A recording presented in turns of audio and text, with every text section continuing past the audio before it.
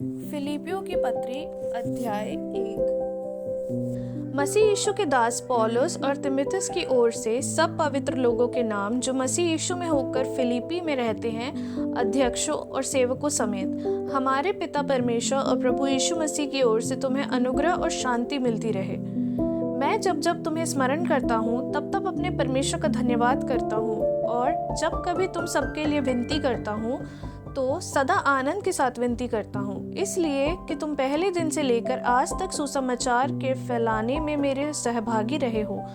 मुझे इस बात का भरोसा है कि जिसने तुमसे अच्छा काम आरंभ किया वही उसे यीशु मसीह के दिन तक पूरा करेगा।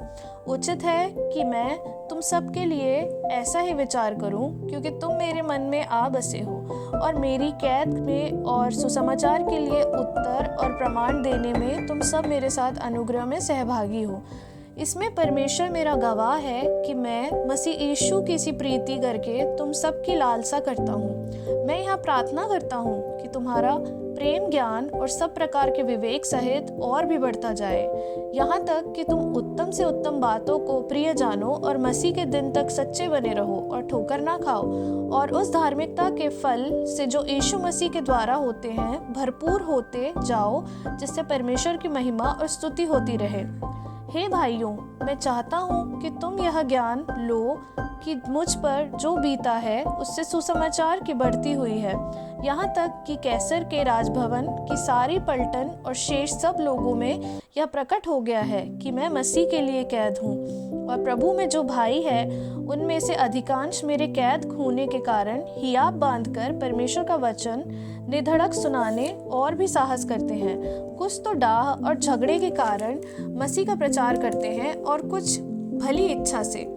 कई एक तो यह जानकर भी कि मैं सुसमाचार के लिए उत्तर देने को ठहराया गया हूँ प्रेम से प्रचार करते हैं, और कई एक तो सिधाई से नहीं पर विरोध से मसीह की कथा सुनाते हैं, यह सोचकर कि मेरी कैद में मेरे लिए क्लेश उत्पन्न करे। तो क्या हुआ? केवल यह कि हर प्रकार से, चाहे बहाने से चाहे सच्चाई से, मसीह की कथा सुनाई जाती है, और मैं इससे आनंदित हूँ और आनंदित रहूंगा भी, क्योंकि मैं जानता हूँ कि तुम्हारी विनती के द्वारा और यीशु मसीह की आत्मा के दान के द्वारा इसका प्रतिफल मेरा उद्धार होगा। मैं तो यदि हार्दिक लालसा और आशा रखता हूँ कि मैं किसी बात से लज्जित ना हूँ, पर जैसे मेरे प्रबल साहस के कारण मसीह की बढ़ाई मेरे देह के द्वारा सदा होती रही है, वैसे ही अब भी हो, चाहे मैं जीवित रहूँ या मर जाऊँ, क्योंकि मेरे लिए जीवित रहना मसीह है और मर जाना लाभ है। पर यदि शरीर में जीवित रहना ही मेरे काम के लिए लाभदायक है तो मैं नहीं जानता कि किसको चुनूं, क्योंकि मैं दोनों के बीच अधर से लटका हूँ, कि जो चाहता है कि कूच करके मसीह के पास जा रहूं, क्योंकि यह बहुत ही अच्छा है, परंतु मसीह में रहना तुम्हारे कारण और भी आवश्यक है, इसलिए कि मुझे इसका भरोसा है। अतः मैं जानता हूँ कि मैं जीवित रहूंगा, वरन तुम सबके साथ रहूंगा, जिससे तुम विश्वास में दृढ़ होते जाओ और उसमें आनंदित रहो।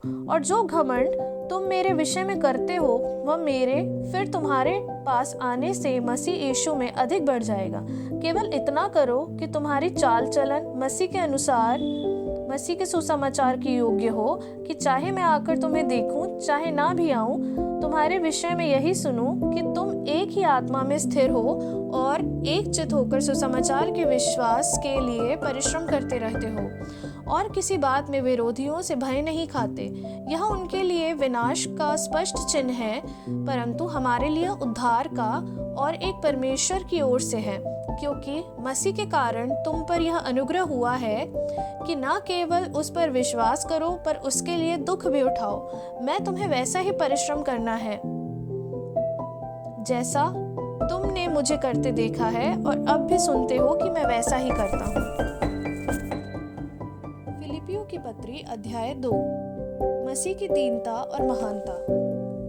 अतः यदि मसीह में कुछ शांति और प्रेम और ढाढ़स और आत्मा की सहभागिता और कुछ करुणा और दया है, तो मेरा यह आनंद पूरा करो कि एक मन रहो और एक ही प्रेम, एक ही चित्त और एक ही मनसा रखो। विरोध या झूठी बढ़ाई के लिए कुछ न करो, पर दीनता से एक दूसरे को अपने से अच्छा समझो। हर एक अपने ही हित की नहीं वरन दूसरों के हित की भी चिंता करे। जैसा मसीह यीशु का स्वभाव था वैसा ही तुम्हारा भी स्वभाव हो। जिसने परमेश्वर के स्वरूप में होकर भी परमेश्वर के तुल्य होने को अपने वश में रखने की वस्तु न समझा, वरन अपने आप को ऐसा शून्य कर दिया और दास का स्वरूप धारण किया और मनुष्य की समानता में हो गया और मनुष्य के स्वरूप में प्रकट होकर अपने आप को दीन किया और यहाँ तक आज्ञाकारी रहा कि मृत्यु, हाँ क्रूस की मृत्यु भी सह ली। इस कारण परमेश्वर ने उसको अति महान भी किया और उसको वह नाम दिया जो सब नामों में श्रेष्ठ है, कि जो स्वर्ग में और पृथ्वी पर और पृथ्वी के नीचे है वे सब यीशु के नाम पर घुटने टेके और परमेश्वर पिता की महिमा के लिए हर एक जीव अंगीकार कर ले कि यीशु मसीह ही प्रभु है। इसलिए हे मेरे प्रियो, जिस प्रकार तुम सदा से आज्ञा मानते आए हो, वैसे ही अब भी न केवल मेरे साथ रहते हुए पर विशेष करके अब मेरे दूर रहने पर भी डरते और कांपते हुए अपने अपने उद्धार का कार्य पूरा करते जाओ, क्योंकि परमेश्वर ही है जिसने अपनी स्वेच्छा निमित्त तुम्हारे मन में इच्छा और काम दोनों बातों के करने का प्रभाव डाला है।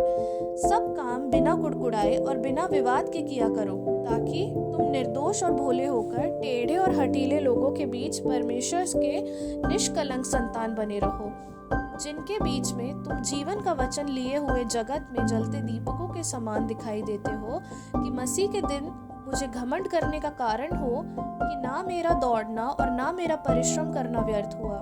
यदि मुझे तुम्हारे विश्वास रूपी बलिदान और सेवा के साथ अपना लहू भी बहाना पड़े, तो भी मैं आनंदित हूँ और तुम सबके साथ आनंद करता हूँ। वैसे ही तुम भी आनंदित हो और मेरे साथ आनंद करो।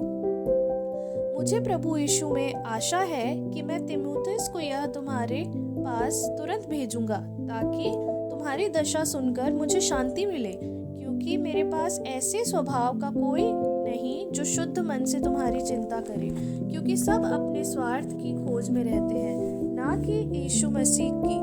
पर उसको तो तुमने परखा और जान भी लिया है कि जैसा पुत्र पिता के साथ करता है, वैसे ही उसने सुसमाचार के फैलाने में मेरे साथ परिश्रम किया। इसलिए मुझे आशा है कि ज्यों ही मुझे जान पड़ेगा कि मेरी क्या दशा होगी, त्यों ही मैं उसे तुरंत भेज दूंगा।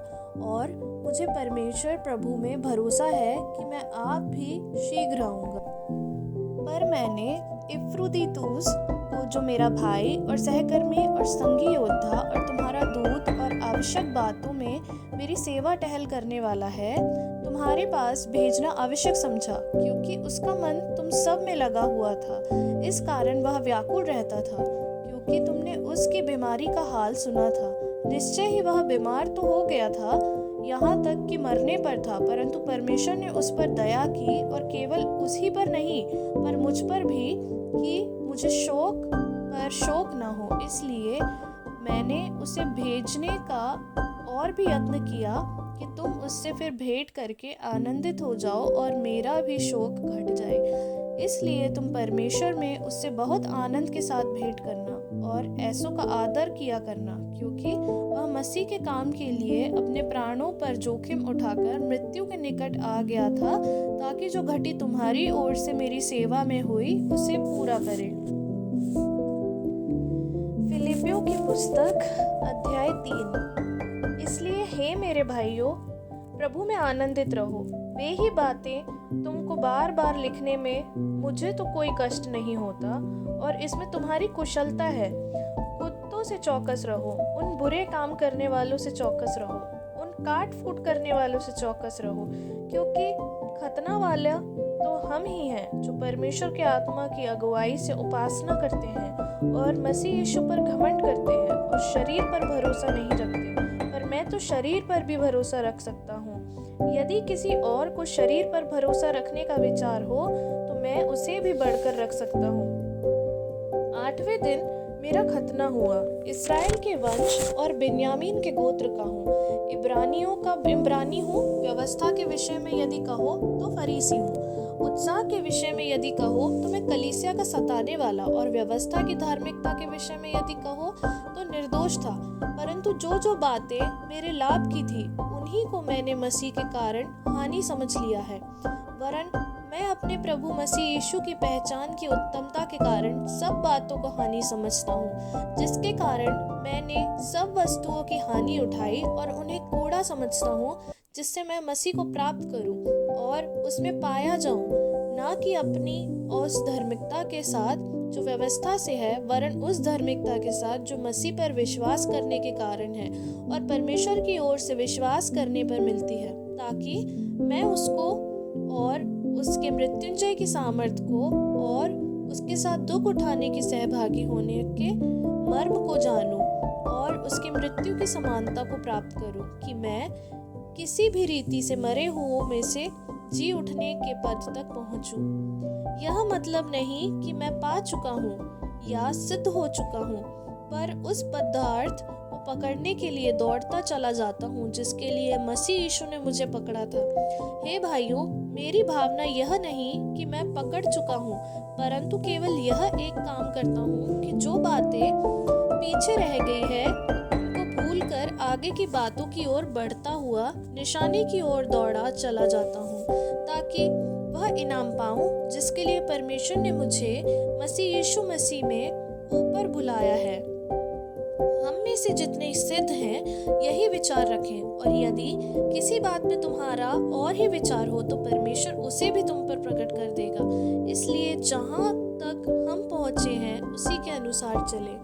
हे भाइयों, तुम सब मिलकर मेरी सी चाल चलो और उन्हें पहचान रखो जो इस रीति पर चलते हैं, जिसका उदाहरण तुम हम में पाते हो, क्योंकि बहुत से ऐसी चाल चलते हैं जिनकी चर्चा मैंने तुमसे बार बार की है, और अब रो रो कर कहता हूँ कि वह अपनी चाल चलन से मसीह के क्रूस के बैरी हैं।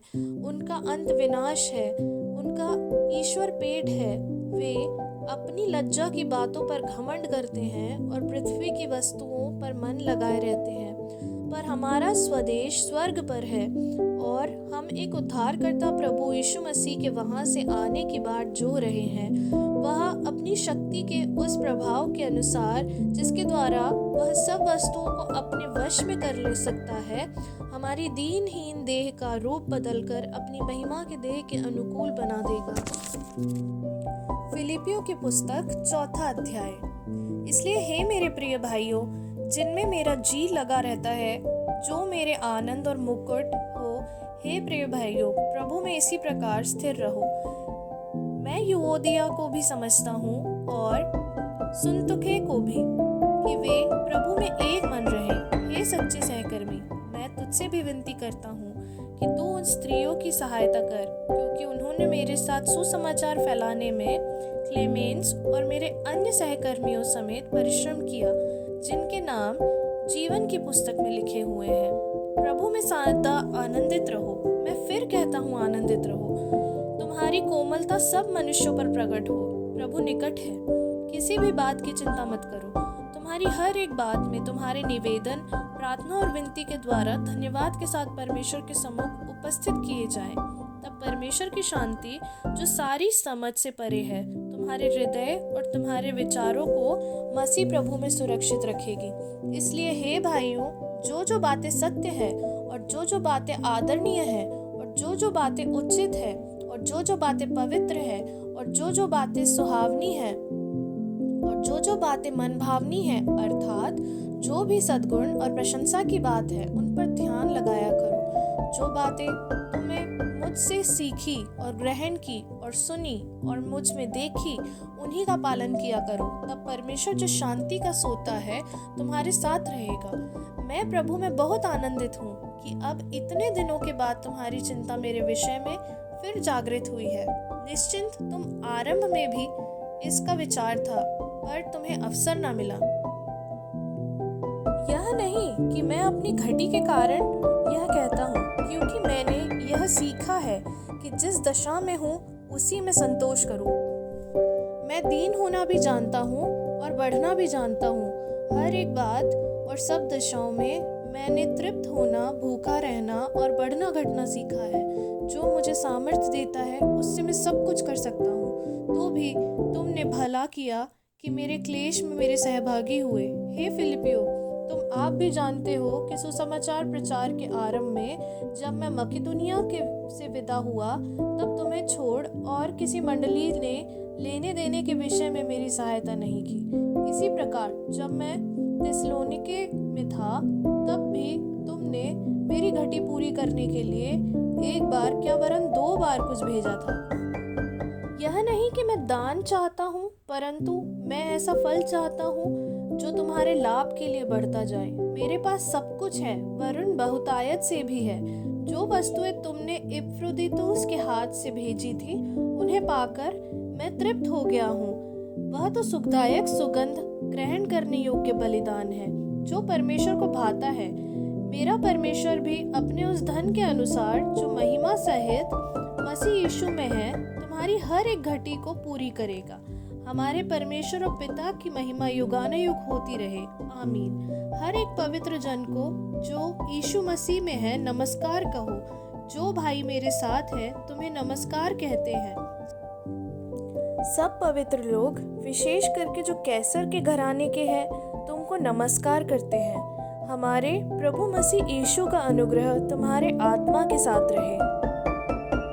Thank you so much for watching our video, and I request you to please like, share and subscribe to our channel. Thank you so much and have a good day. Take care. Bye.